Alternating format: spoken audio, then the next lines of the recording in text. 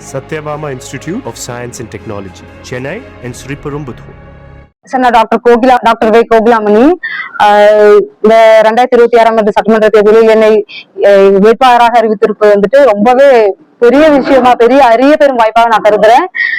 ஏன்னா என்னோட ஃபேமிலி வந்துட்டு ரொம்ப ஏழ்மையான குடும்பம் தான். சிறு வயதுல இருந்தே அப்பாவை பார்த்து நான் வளர்ந்தவள்.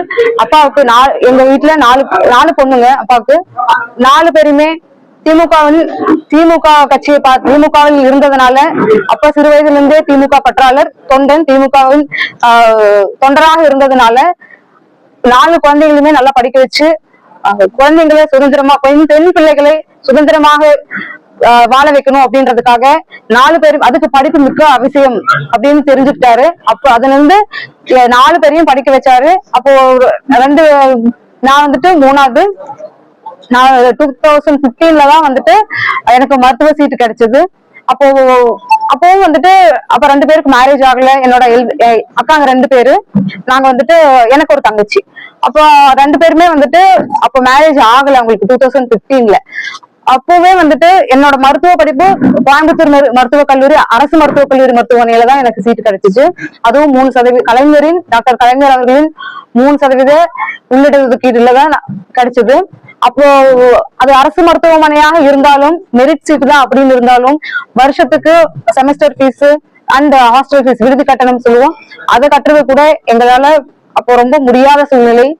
அப்போ கூட அப்பா திமுக தொண்டனாக இருந்தப்போ அழைத்து இந்த மாதிரி ஒரு நமது தொகுதியில, அவிநாசி தொகுதியில புத்தகம் கிராமத்துல, திருமலை கவுண்டம்பாளையத்துல ஒரு மருத்துவ மாணவி உருவாக போகிறாள் அப்படின்று நமது கழகத்தில் திமுக கழகத்தின் ஆசா அவர்களும் மற்றும் அப்போ செல்வராஜ் சார் இருந்தார், அவரும் மற்றும் சேவூர் ஒன்றிய செயலாளர்கள் எல்லாருமே வந்துட்டு அழைத்து நீங்க வந்துட்டு இந்த ஸ்பான்சர் பண்ணி என்ன படிக்க வச்சாங்க. அதுதான் உண்மை.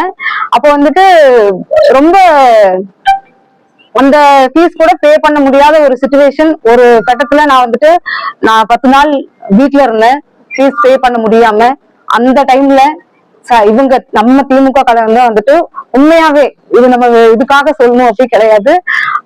ஆசா அவர்கள் நம்ம கூப்பிட்டு, மருத்துவ மாணவி இது எவ்வளவு பெரிய விஷயம் தெரியுமாமா, அதுவும் நம்ம 3% இடஒதுக்கீட்டுல வந்திருக்கீங்க, நீங்க இன்னும் மேலும் வளரணும் அப்படி சொல்லி என்னை வாழ்த்தி ஸ்பான்சர் பண்ணி படிக்க வச்சாங்க.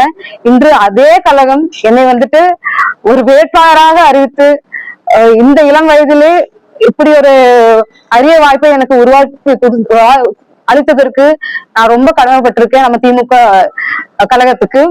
அதற்கு அனைவருக்கும் எனது வாழ்நாள் முழுதும் நமது திமுக கழகத்திற்காக நான் பாடுபடுவேன் சொல்லிக்கிறேன். நீங்க இப்போ வேட்பாளராக அறிவிச்சதுக்கு அப்புறம் வந்து கழக தலைவர்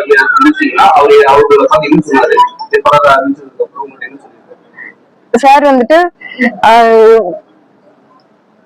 ரொம்ப சந்தோஷமா, நீங்க வந்துட்டு அதிக வாக்கு வித்தியாசத்தில் வெற்றி பெற்று மக்களையே நம்ம வந்துட்டு வெற்றி பெற்று வரணும் அப்படின்னு சொன்னாருங்க சார். ஆனா தொடர்ந்து 5 முறை அந்த அதிமுகவுடைய கோட்டையா இருக்கு அவிநாசி சட்டமன்ற தொகுதி. இந்த முறை பாஜக திமுக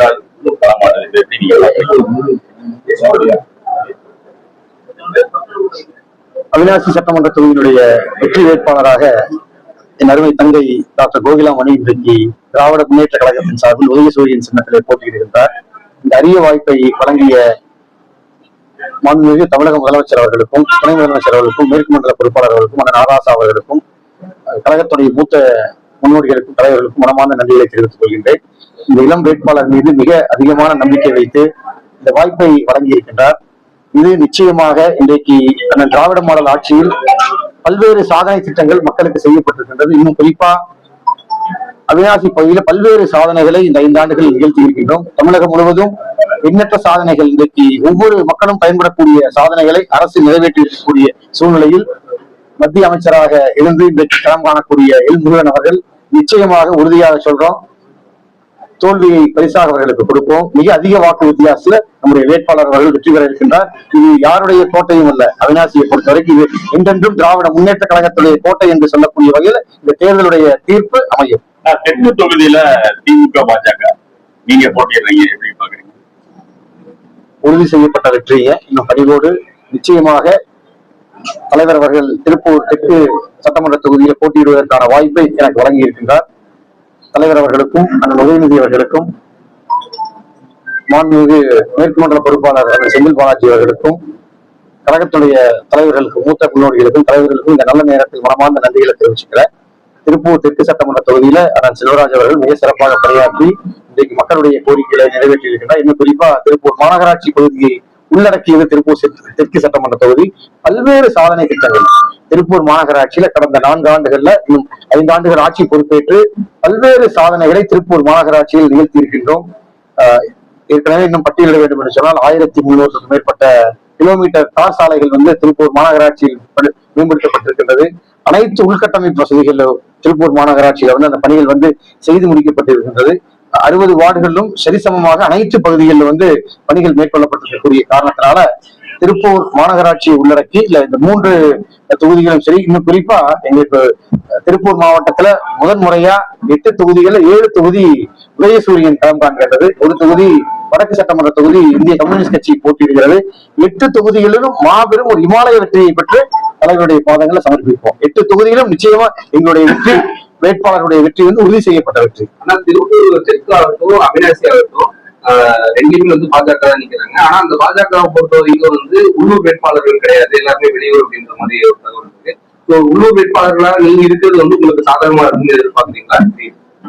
தலைவருடைய சாதனை எங்களுக்கு ஆட்சியுடைய சாதனை அதுதான் எங்களுக்கான பலமுங்க. உதயசூரியன் திட்டம் அதை போட்டிக்கிறோம். நீங்களே சொல்லிட்டீங்க, அவங்க வெளியூர் வேட்பாளருக்கு மண்ணின் மைந்தர்களாக நாங்க களம் காண்போம். தாவேக்கா எந்த அளவுக்கு பாதிப்பு ஏற்படுத்தும்?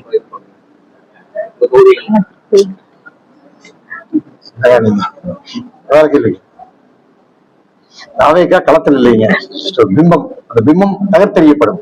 இல்ல இன்னைக்கு கூட விஜய் என்ன சொல்லியிருக்காங்கன்னா டிஎம்கே தான் போட்டி. யாரு வேணா சொல்லிக்கலாம். தனித்து போட்டிடுறவங்க கூட சுயேட்சை சின்னத்துல போட்டிடுறவங்க கூட திமுக தானே பேசுறாங்க, விளம்பரத்துக்காக பேசுறாங்க. அதுக்கு பதில் சொல்லுங்க. தெற்கு தொகுதி மக்களுக்கு நீங்க என்ன சொல்றது? தெற்கு தொகுதி மக்களுக்கு பாஜக டெபாசிட் இழக்கும்.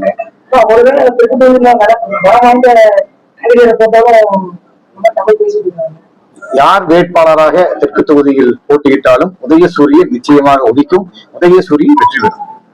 Satyabama Institute of Science and Technology, Chennai and Sriperumbudur.